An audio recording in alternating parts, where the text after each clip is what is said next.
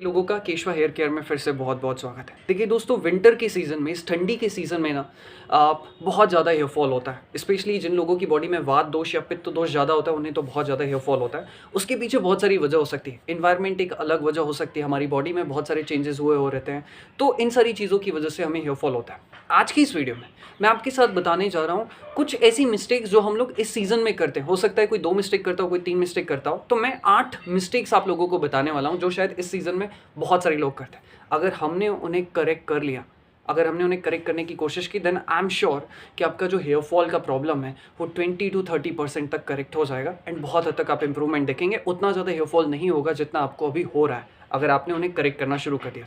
आइए एक एक करके क्विकली उन सारी जो मिस्टेक्स हैं उन पर बात करते हैं।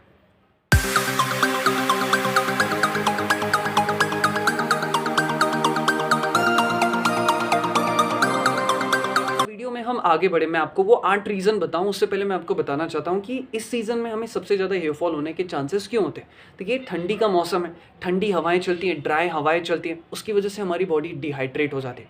ठंडक की वजह से हमारा जो ब्लड सर्कुलेशन है वो प्रॉपरली पूरे ऑर्गन्स तक, पूरी बॉडी में सर्कुलेट नहीं हो पाता। और ये एक बहुत ही इंपॉर्टेंट चीज़ है बिकॉज ब्लड में सारी न्यूट्रिशन होता है। अगर ब्लड प्रॉपरली सर्कुलेट होता रहेगा तो हमारी स्कैल्प को भी नरिशमेंट मिलता रहेगा, उन्हें न्यूट्रिशन मिलता रहेगा। तो ब्लड सर्कुलेशन नहीं हो पाता है ठंडी की वजह से, ठंडी हवाएं चलती रहती हैं, शुष्क हवाएं चलती रहती है, जिससे बॉडी डिहाइड्रेट हो जाती है, स्कैल्प डिहाइड्रेट हो जाती है। This is the most main reason जिसकी वजह से हमें हेयर फॉल होने के चांसेस ज़्यादा होते हैं। अब हम बात करते हैं वो 8 रीज़न जिन पर आपको काम करने की ज़रूरत है। सबसे पहली और सबसे इंपॉर्टेंट चीज़ वो है हमारी साइकोलॉजी। हो सकता है बहुत सारे लोगों को ये पॉइंटलेस लगे, लेकिन मेरे हिसाब से ये एक बहुत इंपॉर्टेंट पॉइंट है। जिन भी लोगों को हेयर फॉल या बालों का प्रॉब्लम होता है ना, अक्सर ऐसा आप लोगों ने देखा होगा, वो कभी रास्ते पे भी निकलेंगे तो उनकी नज़र गंजे लोगों पर ही रहेगी या ऐसे लोगों पर रहेगी जिनके बाल ख़राब हैं या जिनके बाल कम होते जा रहे हैं। क्यों? क्योंकि जो प्रॉब्लम हमारे साथ होती है हमें दूसरों में भी वही प्रॉब्लम नज़र आती है और ऐसी जगहों पर ही हमारा ध्यान रहता है। उन्हें ऐसा लगता है, कभी वो नहाने भी जाएंगे तो उनका दिमाग यही रहता है कि अरे यार, अगर मैं नहाऊंगा तो कहीं मेरे बाल मेरे हाथ में ना आ जाए, या मैं शैम्पू लगाऊंगा तो मेरे बाल नहीं निकल जाएंगे। तो वो इन सारी चीज़ों से डरते हैं। यहाँ पे साइकोलॉजी बहुत इंपॉर्टेंट रोल प्ले करती है। आपको दिन भर स्ट्रेस रहता है इन सारी चीज़ों का कि अरे कहीं मेरे बाल ना निकल जाए, कहीं ऐसा ना हो जाए, अरे ये बंदा तो गंजा है, कहीं मैं भी ऐसा गंजा ना दिखना शुरू हो जाऊँ, लोग मेरा मजाक उड़ाएंगे, मैं कैसा दिखूंगा। तो सबसे इंपॉर्टेंट चीज़ है अपने माइंड पर कंट्रोल करना। अगर आपने ये करना सीख लिया ना, तो आपके बाल, मुझे नहीं लगता कि इतना ज़्यादा हेयर फॉल आपको होगा जितना आपको हो रहा है। जब आपको ये पता है कि आप जो स्टेप्स ले रहे हैं वो सही है, आप अपनी बॉडी के कंपोजिशन के अकॉर्डिंग डाइट ले रहे हो, आप अच्छा न्यूट्रिशन ले रहे हो, आप गाइडेंस के साथ सारी चीज़ें कर रहे हो, आप अपने बालों का ख्याल रख रहे हो, हाइजीन को मेंटेन कर रहे हो, तो ठीक है। शुरुआत में जो वीक हेयर फॉलिकल्स होंगे वो तो निकल जाएंगे, लेकिन जो अच्छे हेयर फॉलिकल्स हैं, जो नरिश होते जा रहे हैं, वो वापस रीग्रोथ होने के चांसेस हैं। तो आप इन सारी चीज़ों को लेकर परेशान मत रहो, आप सही स्टेप्स लेते रहो एंड ट्रस्ट मी, आप जितना ज़्यादा स्ट्रेस ले रहे हैं, दिन भर आपका समय उतना ही ज़्यादा बर्बाद होते जा रहा है, उतना ही ज़्यादा आपकी बॉडी में डीएचटी बढ़ रहा है, उतना ही ज़्यादा आपका हेयर फॉल हो रहा है। एंड हम सभी जानते हैं कि भाई स्ट्रेस लेने से हेयर फॉल होता है, तो प्लीज़ काम डाउन हो जाओ। When you know that the steps you are taking is right, तो उससे आपको बेनिफिट होगा।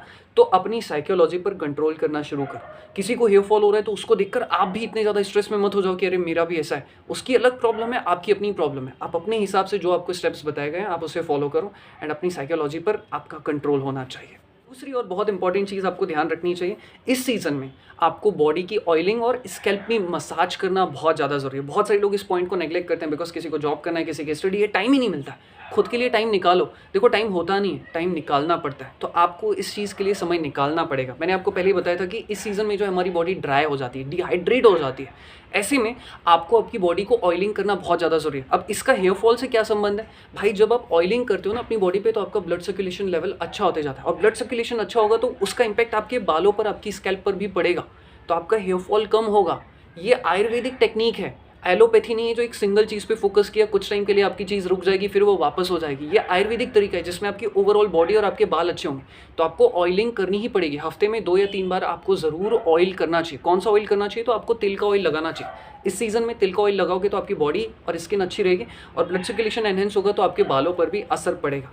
तो हफ्ते में 2 या 3 बार, जितनी भी बार आपको ठीक लगे, बट कम से कम 2 बार तो ऑयलिंग करनी ही चाहिए बॉडी पे। तिल का ऑयल ज़रूर करो। एंड दूसरा, स्कैल्प के लिए भी आपको ऑयल करनी चाहिए। अपनी स्कैल्प पे भी मसाज करो, ऑयल की मसाज करो। स्कैल्प के लिए आप कौन सा ऑयल ले सकते हो? या तो आप आंवला ऑयल ले सकते हो, या फिर आप जोजोबा ऑयल ले सकते हो, या फिर आप आंवला या फिर ब्राह्मी का भी ऑयल इस्तेमाल कर सकते हो। जोजोबा, ब्राह्मी, आंवला, ये 3 ऑयल है स्कैल्प के लिए, बॉडी के लिए तिल का ऑयल। तो तीसरी और बहुत इंपॉर्टेंट चीज़ वो है अपनी बॉडी को हाइड्रेट रखना, यानी कि टाइम टू टाइम अपनी बॉडी को पानी पिलाते रहना। देखिए, आप सभी जानते हैं कि जो हमारी पूरी बॉडी है 70% बॉडी तो पानी की बनी हुई है एंड उसमें भी एक बहुत अच्छा फैक्ट बताऊँ, ये जो हमारे बाल है ना, 1/4 हिस्सा यानी कि 25% जो हमारे बाल हैं वो भी बने हुए हैं पानी के।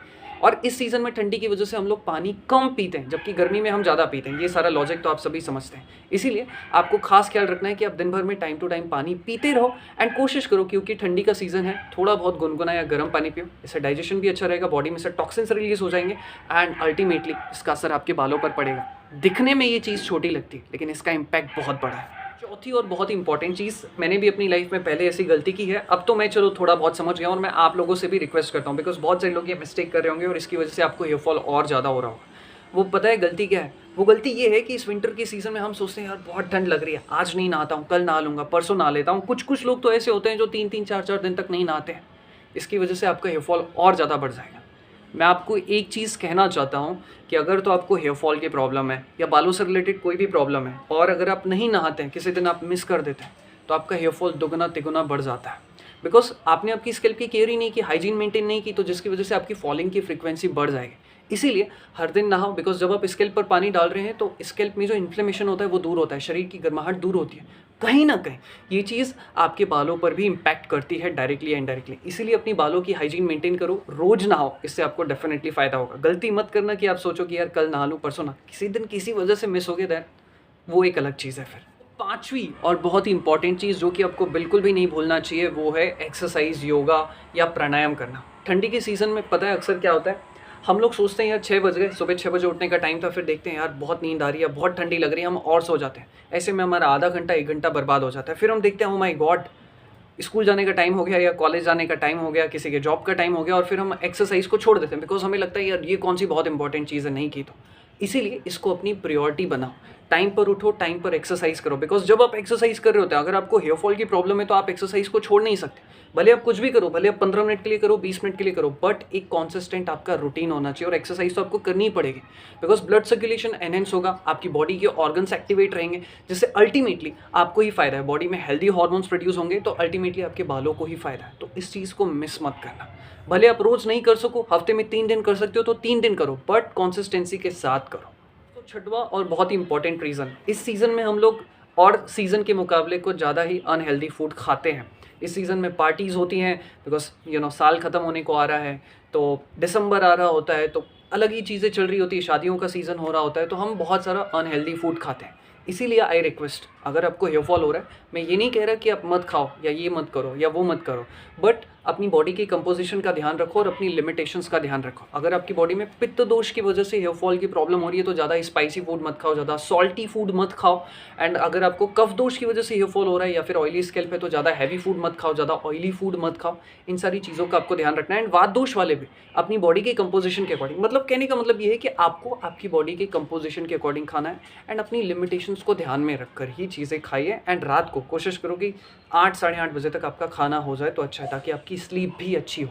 सातवीं और बहुत ही इंपॉर्टेंट चीज़, आपको प्लास्टिक की कॉम को या जो पीवीसी कॉम होती है उसे उठाकर फेंक देना चाहिए अपने घर से। उसकी जगह पे आपको वुडन कॉम का इस्तेमाल करना चाहिए। हाँ, हो सकता है ये थोड़ी सी महंगी हो, बट इसके फ़ायदे बहुत सारे हैं। बिकॉज जो वुडन कॉम्ब होती है उससे हमारी स्कैल्प को जो है बहुत सारा फ़ायदा पहुँचता है, लेकिन जो प्लास्टिक की कॉम्ब होती है उससे हमारी स्कैल्प को नुकसान पहुँचता है, हेयर फॉलिकल्स को नुकसान पहुँचता है और उससे इन्फेक्शंस होने के भी चांसेस होते हैं लॉन्ग टर्म। इसलिए आपको वुडन कॉम का इस्तेमाल करना चाहिए। आप किसी भी ब्रांड का ले सकते हो, केशवा हेयर केयर का भी जो है अवेलेबल है, आप वेबसाइट से जाकर खरीद सकते हो। नहीं तो आपको जिस भी ब्रांड की चाहिए, हम ये नहीं कह रहे कि हमारे ब्रांड का खरीदो, जिस भी ब्रांड का आपको पसंद हो वुडन कॉम वो आपको लेना चाहिए। बिकॉज इससे फ़ायदा ये है कि आपकी स्कैल्प में जो ऑयल है वो प्रॉपरली डिस्ट्रीब्यूट हो जाता है, सीबम का सिंथेसिस प्रॉपर हो रहा होता है एंड उसी के साथ ही ये हमारी स्कैल्प के लिए एक एक्यूपंक्चर का भी काम करता है। तो आपको प्लास्टिक की कॉम के बजाय wooden hair fall anti hair fall जो कॉम होती है उसका इस्तेमाल करना चाहिए। एंड एक छोटी सी टिप मैं यहाँ पर देना चाहूँगा कि हर 3 महीने बाद आपकी जो वुडन कॉम है उसे आप चेंज कर लो एंड नई वुडन कॉम आप ले लो। जैसे हम ब्रश पुराना हो जाता है तो फेंक देते हैं, वैसे ही आपको वुडन कॉम को भी हर 3 महीने में चेंज करना चाहिए। और लास्ट पॉइंट है but not the least and which is very very very important, वो है आपकी स्लीप। स्पेशली जो वात दोष वाले होते हैं, जिनकी बॉडी में वात दोष बड़ा होता है, उन्हें स्लीप की बहुत ज़्यादा प्रॉब्लम होती है इस सीज़न में ठंडी की वजह से। क्यों होता है ऐसा? बिकॉज एक तो ऑलरेडी बॉडी में उनके ब्लड सर्कुलेशन कम होता है वात दोष वाले में, या हो सकता है जिन भी लोगों को हो, और फिर इस ठंडी के सीज़न में और ज़्यादा ब्लड सर्कुलेशन कम हो जाता है, जिसकी वजह से स्लीप पैटर्न बहुत हद तक गड़बड़ा जाता है। तो ऐसे में मैं एक सिंपल सी सलाह देना चाहूँगा कि रात को ज़्यादा बाहर मत घूमिए। बाहर जा भी रहे हैं तो आपके कान में रुई हो, ज़्यादा आपकी जो है वो ठंडी हवा आपके कान में नहीं घुसनी चाहिए और आपने स्वेटर-वेटर पहना हो, ताकि आपकी बॉडी का टेम्परेचर मेंटेन रहे और रात को आपको हेल्दी स्लीप आ जाए। तो ये बहुत इंपॉर्टेंट है, इस चीज़ का आप ज़रूर ध्यान रखें, बिकॉज़ मेरा ये मानना है कि अगर जितनी अच्छी आपकी स्लीप होगी ना, उसका असर आपके बालों पर भी पड़ता है। ये चीज़ आप भी नोटिस कर सकते हैं।